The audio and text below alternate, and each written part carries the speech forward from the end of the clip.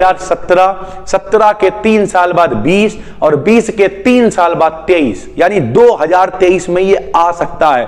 ऐसे अंदाजा लगाया जाता है भाई, कभी कभी ऐसे तुक्के फंस जाते हैं कि 17 में आया, 3 साल बाद 20 में आया और 20 के 3 साल बाद 23 में आ सकता है। मोस्ट वांटेड है, इस पर लिख लेना। हेलो दोस्तों, स्वागत है आपका एक नए क्लास में। कई सारे बच्चों ने कॉमेंट किया कि सर साइक्लोट्रॉन के ऊपर लेके आइए वीडियो, और करना भी चाहिए क्योंकि साइक्लोट्रॉन 2017 के बाद से किताबों में दिखना स्टार्ट हुआ कायदे से, ठीक है सर। और 2017 में ही ये आया 3 नंबर में, उसके बाद शॉर्ट में 2 नंबर में इसका सिद्धांत आया 2020 में। यानी ये एक इंपॉर्टेंट टॉपिक है और हो सकता है आपको 5 नंबर लॉन्ग में भी दिख जाए। बिल्कुल आसानी से समझाने की कोशिश करेंगे। नए हैं तो चैनल को सब्सक्राइब कर लीजिए। चलिए शुरू करते हैं। देखिए भाई, सबसे पहले साइक्लोट्रॉन है क्या यार? साइक्लो मतलब घुमाना, यानी कोई ऐसा उपकरण है जो घुमाएगा। अब हम लोग इसे समझने से पहले थोड़ा अपना देसी भाषा में चलते हैं। देखा होगा हम लोग करते क्या थे, ऐसे करके नहीं, लंगड़ घुमाते थे। लंगड़ लड़ाई टूट के लंगड़ छोड़ते थे, बहुत दूर गिरता जाके था। लगभग उसी प्रोसेस पे काम होगा। जो भी पार्टिकल यानी जो भी कण अपना होगा वो घूमेगा घूमेगा घूमेगा घूमेगा और घूमते घूमते घूमते घूमते जाके टारगेट पे टकरा जाएगा। बहुत आसान लैंग्वेज में बताएंगे, मजा काट देंगे दोस्त। इधर देखिए, तो साइक्लोट्रॉन धन आवेशित, इस लाइन पे ध्यान दीजिएगा। धन आवेशित का मतलब प्लस वाले, यानी साइक्लोट्रॉन की यही कमी है कि इससे हम लोग सिर्फ और सिर्फ प्लस वाले जो कण हैं उन्हें ही घुमा सकते हैं, माइनस वालों को नहीं घुमा सकते भाई, ठीक। तो धन आवेशित कणों जैसे प्रोटॉन, न्यूट्रॉन को बहुत अधिक ऊर्जा देने के लिए प्रयोग किया जाता है। ऊर्जा कैसे दोगे? बेहतर वही तरीका अपना, हल्के हल्के फिर घुमाया, स्पीड बढ़ती गई बढ़ती गई बढ़ती गई, जाके टारगेट पे टकरा गए। यही ऊर्जा, इसी तरीके से ऊर्जा देंगे। तो ऊर्जा देने के लिए प्रयोग किया जाने वाला उपकरण है। इसके लिए चुंबकीय क्षेत्रों का प्रयोग किया जाता है, विद्युत और चुंबकीय क्षेत्रों का प्रयोग किया जाता है। यहां पे छूट गया है, तो इसके लिए विद्युत और चुंबकीय क्षेत्रों का प्रयोग किया जाता है भाई, ठीक है। अब इसका सिद्धांत पहले हम लोग समझने की कोशिश करते हैं। जरा देखिए भाई, सिद्धांत क्या है? बहुत आसानी से, किसी आवेशित कण को विद्युत क्षेत्र से गुजारकर बहुत अधिक ऊर्जा तक चलाया जा सकता है। इस समय चुंबकीय क्षेत्र को विद्युत क्षेत्र के लंबवत रखा जाता है, जिससे कण वृत्तीय पथ पर गति करने लगता है। यानी क्या होगा? 2 क्षेत्र होंगे भैया। कौन कौन से होंगे बताइए? एक होगा कौन सा? चुंबकीय। एक कौन सा होगा? चुंबकीय क्षेत्र होगा। चुंबकीय क्षेत्र को हम लोग काहे से लिखते हैं? बी से लिखते हैं, पिछली वीडियो में बता चुके हैं।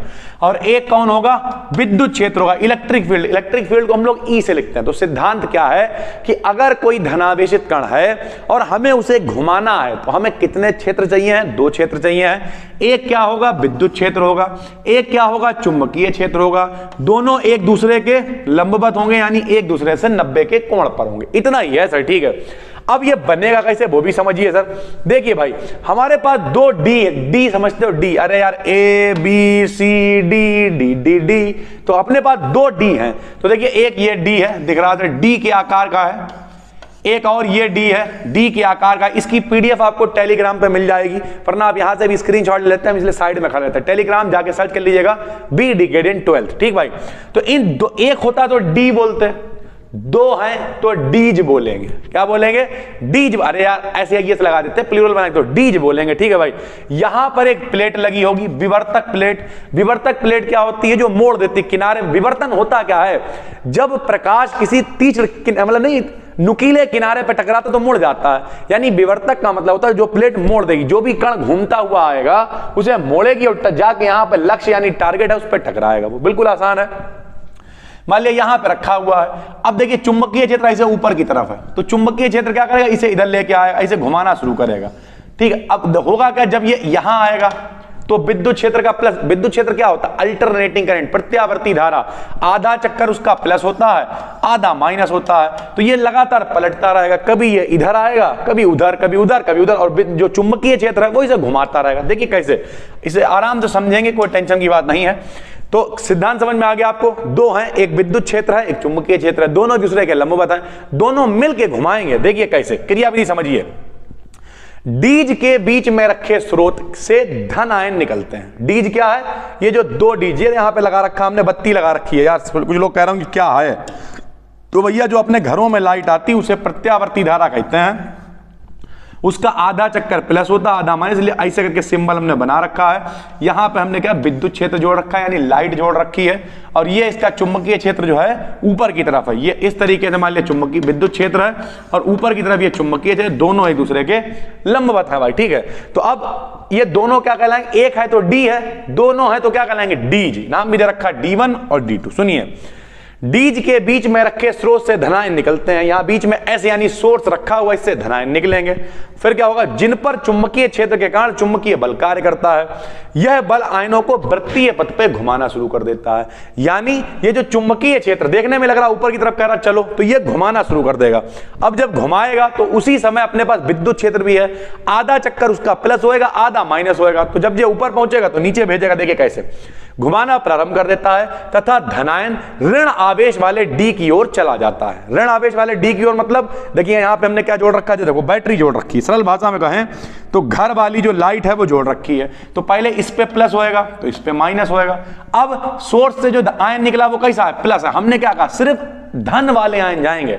तो अगर आयन प्लस है तो वो क्या करेगा, पहले जाएगा माइनस की तरफ, प्लस वाला माइनस की तरफ जाएगा, तब तक इसका साइकिल पलट जाएगा। तो ये प्लस हो जाएगा, ये माइनस हो जाएगा, तो ये फिर इधर आएगा, फिर आधा चक्कर पूरा होगा तो फिर इधर, फिर इधर, फिर इधर, फिर इस तरीके से लगातार ये घूमेगा। और ये वृत्त के पथ पर घूमे, ये काम किसका रहेगा, ये काम रहेगा चुंबकीय क्षेत्र का। ठीक है भाई, बस इतना ही करना है। अब देखो कितना आसान है। तो डीज के बीच में रखे स्रोत से धनायन निकलते हैं, चुंबकीय क्षेत्र लगता है जो वृत्तीय पथ पे घुमाता है, ऋण आवेश वाले डी की ओर जाता है, जबकि एक डी दूसरे पे चला, जब उसकी ऊर्जा कुछ बढ़ जाती है। जैसे ही यह डी से बाहर निकलता है ध्रुवता बदल जाती है, यानी आधा चक्कर कंप्लीट प्लस माइनस हो जाता है और यह दूसरे डी की ओर चलने लगता है। ऐसा तब तक होता रहता है जब तक आयन परिधि तक नहीं पहुंच जाता। यहां पर एक प्लेट लगी, परिधि मतलब किनारे पर नहीं पहुंच जाता, यहां पर एक विवर्तक प्लेट लगी होती है जिससे यह टकराकर लक्ष्य की तरफ टकराता है जाके, यानी सोर्स पे पहुंच जाता है, जिससे यह टकराकर लक्ष्य की ओर चला जाता है। बस इतना ही है। क्या समझ में आया? साइक्लोट्रॉन क्या है, आराम से समझो पहले यार।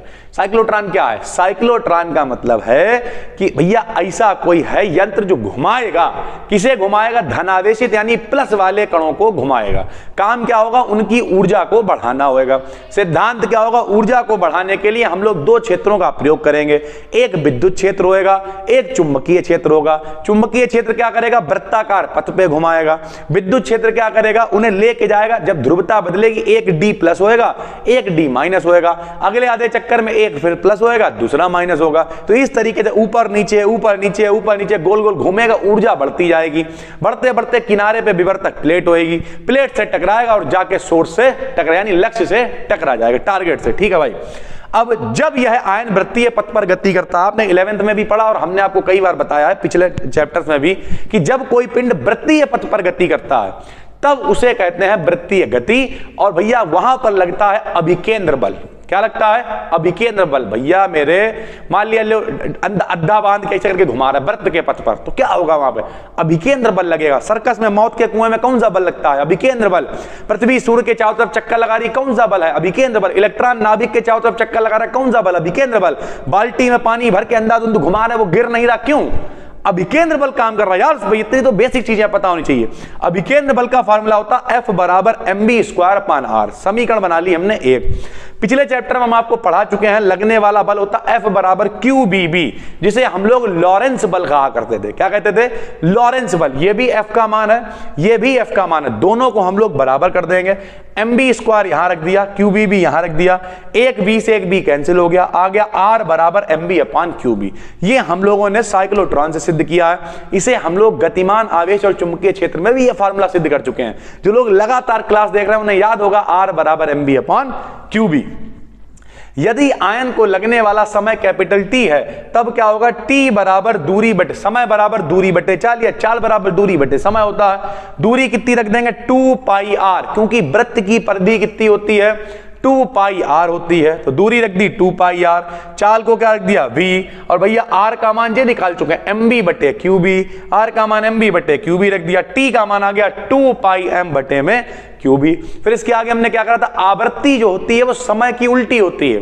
एक सेकंड में जितना काम होगा उसी को हम लोग कहेंगे आवृत्ति यानी प्रति सेकंड, तो बटे में यानी टी का मान आवृत्ति को लिखेंगे n से, n बराबर 1/t, टी का मान रख दिया 2πm/qb, पहला दूसरा तीसरा वाला स्टेप ऊपर चला जाएगा, तो n बराबर जाएगा qb/2πm। ठीक है, इसकी कुछ सीमाएं हैं जो हमने आपको पहले बता दी थी। ये सिर्फ धन यानी पॉजिटिव चार्ज वालों को ही त्वरित कर पाएगा, यह केवल धनावेशित कणों को त्वरित कर सकता है। इसमें कण की अधिकतम ऊर्जा सीमित रहती है, यानी बहुत ज्यादा नहीं आप कर सकते हैं। इसके द्वारा कम द्रव्यमान वाले कणों को भी त्वरित नहीं किया जा सकता, यानी जिनका द्रव्यमान बहुत कम है उन्हें भी आप नहीं कर सकते। आपका जो पूरा सर्कुलर पाथ है वो सही से नहीं बनेगा और यह काम सही से नहीं कर पाएगा। तो ये इसकी कुछ सीमाएं हैं। एक बार हमने यहाँ पे सन भी बच्चे ने डाल रखे हैं, काफी अच्छा बच्चे की कॉपी है ये, ठीक है। तो यहाँ पे अगर आप ध्यान से देखेंगे सर, ये देखिए, अगर आप इसमें ध्यान से देखेंगे, ये देखिए, तो यहाँ पे देखिए बच्चे ने लिख रखा सिद्धांत आया है 2020 में शॉर्ट में, और ये पूरा आया है लॉन्ग में 2017 में। ठीक भाई, 2 बार ये पेपर में आ चुका है। 2017 का मतलब समझते हो, 2017 के 3 साल बाद 20 और 20 के 3 साल बाद 23, यानी 2023 में ये आ सकता है। ऐसे अंदाजा लगाया जाता है भाई, कभी कभी ऐसे तुक्के फंस जाते हैं कि 17 में आया, 3 साल बाद 20 में आया और 20 के 3 साल बाद 23 में आ सकता है। मोस्ट वांटेड है, इस पर लिख लेना। बाकी नए हैं तो चैनल को सब्सक्राइब कर लीजिएगा, बहुत ही सरल लैंग्वेज में से हमने आपको लिखवाया है। जाके टेलीग्राम पे सर्च कर लीजिएगा BDK10 12, आजकल में इसकी पीडीएफ वहां पे मिल जाएगी। बाकी चैनल को सब्सक्राइब जरूर करिए, अब हम लोग बहुत करीब आ गए हैं 1 लाख सब्सक्राइबर्स के। बस दोस्तों, उम्मीद करते हैं कल तक हो जाएंगे और उसके बाद फिर एक छोटी सी पार्टी आप सभी लोगों के साथ। तब तक के लिए धन्यवाद।